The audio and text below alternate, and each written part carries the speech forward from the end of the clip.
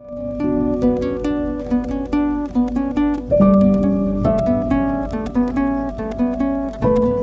वालेकुम। शिकारियात सीरीज़ में जो कहानी मैं आपके लिए लेकर आई हूँ, इसका उन्वान है घर का चिराग। इसके मुसन्निफ़ हैं सैयद नवाब अली। पहलगाम से अमरनाथ जो हिंदुओं की तीर्थगाह है, सिर्फ 64 किलोमीटर दूर है, लेकिन ये रास्ता इस कदर दुश्वार गुजार और तंग है कि यात्री पहलगाम से पैदल सफ़र करते हैं। रास्ते में 4 पड़ाव हैं। पहला पड़ाव चंदनवाड़ी, पुख्ता सड़क पहलगाम से चंदनवाड़ी तक है। इसके बाद पगडंडी है जो पहाड़ के दरमियान से गुजरती है और उस पगडंडी के दोनों जानिब बहुत गहरे खड्ड हैं और पानी बहता रहता है। चंदनवाड़ी के बाद शीशनाग का पड़ाव है। मैं चंदनवाड़ी पहुंचा तो शाम हो चुकी थी, इसलिए मैंने आगे जाने का इरादा मुलतवी कर दिया। रात को एक देहाती के यहाँ क़याम किया। चंदनवाड़ी में चूँकि मैं एक मरतबा पहले शिकार खेल चुका था, इसलिए इस आबादी के तकरीबन सभी लोग मुझे जानते थे। मैं जैसे ही वहाँ पहुँचा, मुझे देखती सब लोग मेरे चारों तरफ जमा हो गए और हर शख्स इस कोशिश में था कि मैं उसके यहाँ क़याम करूँ। लेकिन मैंने उन सब से कहा कि आप लोग आपस में झगड़ा ना करें, मैं सबका मेहमान हूँ। एक रात की बात है, सुबह मुझे शीशनाग जाना है।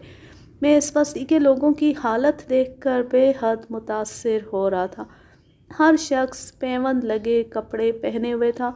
शदीद सर्दी के बावजूद किसी के तन पर गर्म कपड़ा ना था। बर्फ़पोश पहाड़ों के दरमियान रहने वाले गर्म कपड़ों से महरूम थे। आग जलाकर अपना गुजारा करते थे। रात का खाना मेरे सामने आया तो मैं उसे देखकर हैरान रह गया। बेहद खूबसूरत प्लेटों में चावल की घी लगी रोटियां और कई किस्म की तरकारियां थीं। बर्तन देखकर मैं हैरान रह गया कि जिन लोगों के पास कपड़े भी ढंग के नहीं, इस कदर कीमती बर्तन कहाँ से आ गए। मेरी हैरानगी को देखते हुए चमन सिंह मुस्कुरा कर कहने लगा, बाबूजी, आप मेरे बर्तनों को देखकर हैरान हो गए। ये बर्तन हमारे नहीं हैं, ये हमें हुकूमत की तरफ से दिए गए हैं ताकि जब कोई अंग्रेज़ अफसर यहाँ आए तो उसे इन बर्तनों में खाना पेश किया जाए। मैंने चमन सिंह से कहा कि यहाँ अंग्रेज़ अफसर क्यों आते जाते हैं। वो कहने लगा, बाबूजी, इस इलाके में अंग्रेज़ तफरीह करने के लिए कभी कभी आ जाते हैं। चमन सिंह से बातें करने के बाद मैं सोने के लिए लेटा और फ़ौरन ही सो गया। सुबह सूरज तुलू होती मैंने चमन सिंह से एक कराई के घोड़े का इंतज़ाम करने को कहा और शीशनाग के लिए रवाना हो गया। सुबह चलकर दोपहर के बाद शीशनाग पहुंचा। शीशनाग कोई 12 या 1400 मकानात पर मुश्तमिल है। आबादी के लोग छोटे छोटे झोंपड़े नुमा मकानात में इंतहाई गुर्बत में ज़िंदगी के दिन बसर करते हैं।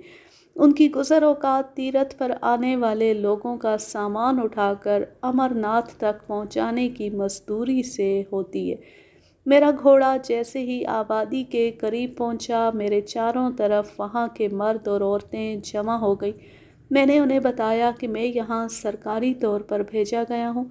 मुझे बताया गया है कि इस बस्ती में कहीं से आदमखोर शेर आ गया है। इतना सुनती हर शख्स का चेहरा फूल की तरह खिल उठा और वो खुशी से नारे लगाने लगे। इसी दौरान एक इंतहाई ज़ईफ़ शख्स आगे बढ़ा और चारों तरफ खड़े हुए लोगों को ज़रा गुस्से से हटाते हुए मेरे करीब आ गया और मुझसे कहने लगा, बाबूजी, आप मेरे साथ साथ आ जाए। ये लोग बिल्कुल जाहिल हैं, मेहमानदारी के फ़राइज़ भी नहीं जानते। आप मेरे यहाँ चल कर क़याम करें। मैं उस शख्स के साथ उसके मकान पर पहुँच गया, जहाँ उसने एक पलंग पर चादर बिछाकर मुझे उस पर बिठा दिया और ख़ुद स्नान खाने में चला गया। कुछ ही देर बाद वो प्याले में बग़ैर दूध की चाय लेकर आ गया और मेरी तरफ बढ़ाते हुए कहने लगा, बाबूजी, आप ये चाय पी लें, इससे थकन उतर जाएगी। मैंने चाय मुंह से लगा ली। अगर मैं कॉफ़ी पीने का आदी न होता तो शायद वो चाय हलक से नहीं उतार सकता था, चूँकि चाय बेहद तल्ख़ थी। मैंने उस बूढ़े से आदमखोर शेर के मुतालिक मालूमात हासिल की। اس نے بتایا کہ 4 سال قبل امرناتھ کے بڑے مندر کے پجاری گرو دیو نے کہیں سے شیر کا ایک بچہ لا کر مندر میں پال لیا تھا۔ گرو دیو اس سے اپنی اولاد کی طرح محبت کرتا تھا اور شیر کا بچہ بھی اس سے بے حد مانوس ہو گیا تھا۔ وہ جب پوجا کرنے بیٹھتا تو شیر کا بچہ اس کے پاس بیٹھ کر اپنی دم ہلاتا رہتا۔ تیرتھ پر آنے والے شیر کے بچے سے ڈرتے تھے، لیکن وہ بلی کی طرح ہر طرف گھومتا پھرتا۔ 2 سال قبل گرو دیو ایک رات مر گیا۔ اس کے مرنے کے 1 ہفتے بعد تک شیر کا بچہ گرو دیو کو پوری آبادی میں تلاش کرتا پھرا اور ایک دن وہ اچانک غائب ہو گیا۔ اس کے غائب ہونے کے کچھ دنوں بعد سامنے والی پہاڑی پر اس شیر کے بچے نے ایک گائے پر حملہ کر کے اسے ہلاک کر دیا۔ اس واقعے کے بعد سے گائے بھینسوں کی ہلاکت کا سلسلہ شروع ہو گیا۔ پرماتما کا شکر ہے کہ ابھی تک کسی آدمی پر شیر نے حملہ نہیں کیا ہے، لیکن خطرہ اس بات کا ہے کہ اگر اسے گائے بھینس نہ ملی تو وہ انسانوں پر بھی حملہ کر دے گا۔ امرناتھ کے تیرتھ پر جانے کے لیے سینکڑوں لوگ یہاں سے گزرتے ہیں۔ آپ کو معلوم ہے کہ اس بستی کی گزر اوقات انہی لوگوں کے آنے جانے سے ہوتی ہے۔ اگر شیر نے انسانوں پر حملے شروع کر دیے تو پھر اس طرف کون آئے گا؟ اس لیے میں نے پہلے کلکٹر صاحب کو اور اس کے بعد کمشنر صاحب کو درخواست بھیج کر اس شیر کے خطرات سے انہیں آگاہ کیا تھا۔ مجھے یقین ہے کہ کمشنر صاحب بہادر نے آپ کو بھیجا ہے۔ میں نے شیر کے متعلق یہ ساری کہانی سننے کے بعد دوسرے دن شکار کا فیصلہ کر لیا۔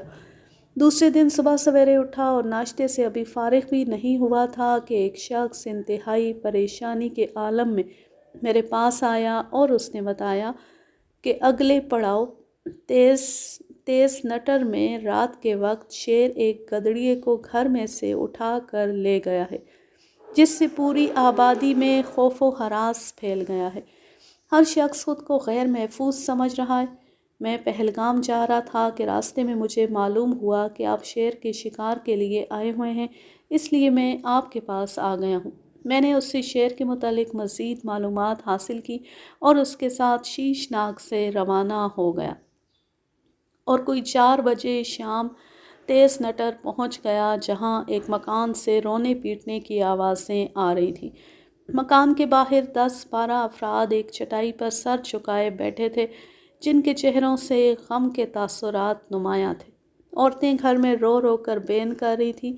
مجھے ساتھ لانے والا شخص تیز قدم اٹھاتا ہوا مجھ سے آگے بڑھ گیا اور اس نے شاید میرا تعارف کراتے ہوئے میرے وہاں پہنچنے سے قبل ہی ان لوگوں کو میرے آنے کا مقصد بتا دیا، اور جیسے ہی میں گھوڑے سے نیچے اترا سب لوگوں نے میرا پرجوش استقبال کیا اور میں نے انہیں یہ یقین دلانے کی کوشش شروع کر دی کہ آدم خور شیر کو یقینی طور پر ہلاک کر دیا جائے گا۔ ایک بوڑھا شخص جس کی آنکھوں سے آنسو بہہ رہے تھے، بھررائی ہوئی غمزدہ آواز میں مجھ سے کہنے لگا، بابو صاحب، میرے نوجوان پوتے کو تو آپ زندہ نہیں کر سکیں گے، البتہ آپ اس بستی کو شیر کی چیرہ دستیوں سے محفوظ ضرور کر دیں گے۔ آدم خور نے میرا گھر تو تباہ کر ہی دیا ہے۔ میں نے اپنے نوجوان بیٹے کی موت کے بعد اپنے دل کو تسلی دینے کے لیے اپنے اکلوتے پوتے کی پرورش کی تھی، لیکن اس کمبخت درندے نے میرے گھر کے اس اکلوتے چراغ کو گل کر دیا۔ بہرحال میں آپ کا شکر گزار ہوں کہ آپ اس بستی کو اس ظالم درندے سے نجات دلانے کے لیے یہاں تشریف لائے ہیں۔ میں نے ایک جھونپڑی میں لیٹ کر کچھ دیر آرام کیا اور دوسرے دن پورے علاقے کا جائزہ لینے کے لیے نکل گیا۔ ہر طرف چھوٹی چھوٹی انتہائی خوبصورت سرسبز پہاڑیوں کا سلسلہ تھا، جہاں دور دور کوئی ایسا درخت نہ تھا جس پر مچان تیار کی جا سکتی۔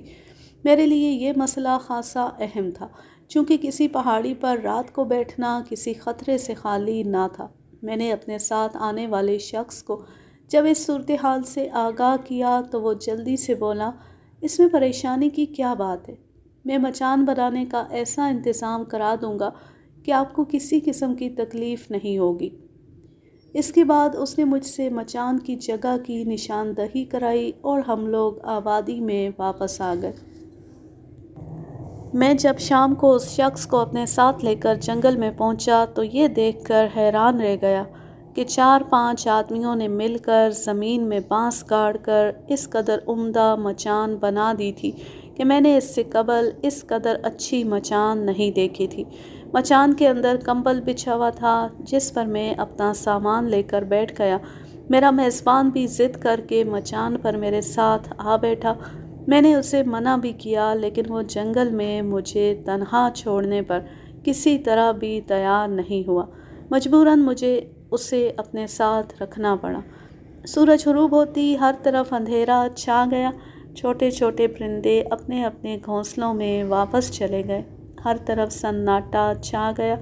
ہمارے چاروں طرف کی پہاڑیاں اندھیرے میں عجیب عجیب قسم کی شکلوں میں تبدیل ہو گئی۔ کوئی رات کے 12 بجے سامنے والی جھاڑیوں میں کسی کے چلنے کی آواز آئی۔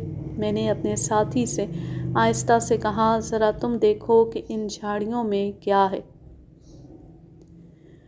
وہ بے وقوف میری بات سنتی مچان کے ایک بانس پر اپنے دونوں ہاتھ جما کر نیچے دیکھنے لگا۔ ایک ہی منٹ کے بعد مچان کا وہ بانس جس پر اس نے زور دیا تھا اچانک ایک آواز کے ساتھ ٹوٹا اور اس کے ساتھ ہی میرا ساتھی مچان سے نیچے جا گرا۔ اس کے گرتی جھاڑیوں سے ایک نوجوان شیر ہرراتا ہوا برآمد ہوا۔ میں چونکہ اپنے ساتھی کے گرنے سے پریشان ہو گیا تھا، شیر کی اچانک آمد سے اپنے حواس کھو بیٹھا۔ پھر جلدی سے خود پہ قابو پایا اور شیر کے چہرے کا نشانہ لے کر فائر کر دیا۔ شیر گولی کھا کر پلٹا اور جھاڑیوں کی طرف تیزی سے جانے لگا۔ میں نے فوراً ہی دوسرا فائر کر دیا لیکن میرا یہ فائر خالی گیا اور شیر جھاڑیوں میں داخل ہو گیا۔ میرا ساتھی اب بھی زمین پر بے خبر پڑا ہوا تھا اور میں اس کشمکش میں مبتلا ہو کر رہ گیا کہ اسے وہاں سے کیسے اٹھایا جائے۔ شیر قریب ہی جھاڑیوں میں موجود تھا اور کسی بھی لمحے اس پر حملہ کر سکتا تھا۔ مجھے یہ یقین ضرور تھا کہ شیر چونکہ کافی زخمی ہو چکا ہے اس لیے وہ زیادہ دور نہ جا سکے گا۔ ابھی بھی اس کشمکش میں مبتلا تھا کہ جھاڑیوں کے درمیان مجھے 2 تیز روشنیاں دکھائی دیں۔ میں نے بڑے اطمینان سے ان روشنیوں کے درمیان نشانہ لیا اور فائر کر دیا۔ گولی چلتی شیر پوری طاقت سے دھاڑا اور اس قدر زور سے اچھلا کہ مجھے یہ محسوس ہوا جیسے وہ میرے اوپر آ پڑے گا۔ میں غیر ارادی طور پر پیچھے ہٹ گیا۔ شیر میرے ساتھی کے بالکل برابر میں آ پڑا۔ اس میں ابھی دم خم باقی تھا۔ وہ غصے کے عالم میں اپنے اگلے پنجے زمین پر رگڑ رہا تھا۔ میں نے سوچا کہ کہیں یہ مرتے مرتے میرے ساتھی کو بھی نہ ختم کر دے، اس لیے میں نے شیر کی کھال خراب ہونے کی پرواہ کیے بغیر اس پر ایک اور فائر کر دیا۔ گولی اس کے پیٹ میں لگی جس سے اس کی آنتیں باہر نکل آئیں۔ شیر کی طاقت کا اس بات سے اندازہ لگایا جا سکتا ہے کہ اس کی آنتیں باہر نکلی پڑی تھی لیکن وہ پھر بھی ہلاک ہونے پر تیار نہ تھا۔ وہ اپنا سر بار بار اوپر اٹھا لیتا اور اپنے پنجوں سے آنکھوں پر بہنے والے خون کو صاف کرنے کی کوشش کر رہا تھا۔ میں حیرت زدہ تھا کہ یہ شیر کس قدر جاندار ہے کہ شدید زخمی ہونے کے باوجود ہلاک نہیں ہو رہا۔ مجبوراً میں نے ایک اور فائر کر دیا جس سے وہ ایک بار بری طرح کانپا اور ٹھنڈا ہو گیا۔ میں اس کی ہلاکت کا پوری طرح یقین کر لینے کے بعد نیچے اتر آیا اور بمشکل تمام ساتھی کو ہوش میں لایا، اور جب بستی میں شیر کے مرنے کی خبر پہنچی تو وہاں عید کا سا سماں ہو گیا۔ میں جب بستی میں پہنچا تو شیر نے جس کے پوتے کو ہلاک کیا تھا وہ بوڑھا اپنے ہاتھوں میں پھولوں کے ہار لیے کھڑا تھا۔ اس نے تیزی سے آگے بڑھ کر وہ ہار میرے گلے میں ڈال دیے اور روتے ہوئے کہنے لگا، آپ نے میرے نوجوان پوتے کا انتقام تو لے لیا، اب اتنی کرپا اور کیجیے کہ میرے پوتے کی لاش کی تلاش میں میری مدد کریں۔ میں نے اس سے لاش کی تلاش کا وعدہ کیا۔ رات بھر جاگنے کی وجہ سے جسم بری طرح تھک چکا تھا۔ صبح سے دوپہر تک آرام کیا اور سپہر کو میں 2-4 آدمیوں کو ساتھ لے کر جنگل میں لاش کی تلاش میں نکل گیا۔ بوڑھا بھی میرے ساتھ تھا۔ ہم گھنٹوں جھاڑیوں میں لاش تلاش کرتے رہے لیکن اس کا کہیں پتہ نہ چلا۔ اسی دوران مجھے ایک پہاڑی پر سخت تعفن محسوس ہوا، جس کے ساتھ مجھے لاش ملنے کا یقین ہو گیا اور تیزی سے میں اس پہاڑی پر چڑھ گیا۔ پیچھے پیچھے دوسرے لوگ بھی تھے۔ میں جیسے ہی اس پہاڑی پر پہنچا تو سامنے چھوٹی چھوٹی جھاڑیوں کے درمیان بوڑھے کے پوتے کی لاش پڑی ہوئی تھی، جسے سینکڑوں کوے اور چیلیں گھیرے ہوئے تھے اور نوچ نوچ کر کھا رہے تھے۔ ابھی کوئی فیصلہ بھی نہ کر پایا تھا کہ اچانک بوڑھا مجھ سے 2 قدم آگے بڑھا اور لاش کو دیکھتی پتھریلی زمین پر گر گیا۔ میں سمجھا کہ یہ اپنے پوتے کی لاش کی حالت دیکھ کر بے ہوش ہو گیا، اور جب میں اسے ہوش میں لانے کے لیے اس پر جھکا تو میں یہ دیکھ کر ششدر رہ گیا کہ وہ ختم ہو چکا تھا۔ مجھے اس بوڑھے کے اس طرح مرنے کا ایسا صدمہ ہوا کہ جیسے میرا کوئی عزیز مر گیا ہے، اور مجھے بار بار اس کی بے بسی پر رونا آ رہا تھا۔ سب لوگوں نے مل کر دونوں لاشیں اٹھائیں اور آبادی میں لے آئے، جہاں ان کی چتائیں جلانے کے انتظامات کیے گئے، اور میں ان لوگوں سے رخصت ہو کر شیشناگ واپس آ گیا۔ اس کہانی کا ماخذ ہے کالی آندھی۔ راوی ہیں سید نواب علی۔ تحریر ہے قمر نقوی امروہوی، سن 1984۔ اب میں لیتی ہوں آپ سے اجازت۔ جہاں رہیں خوش رہیں، شاد و آباد رہیں، ہنستے مسکراتے رہیں۔ اللہ حافظ، اللہ نگہبان۔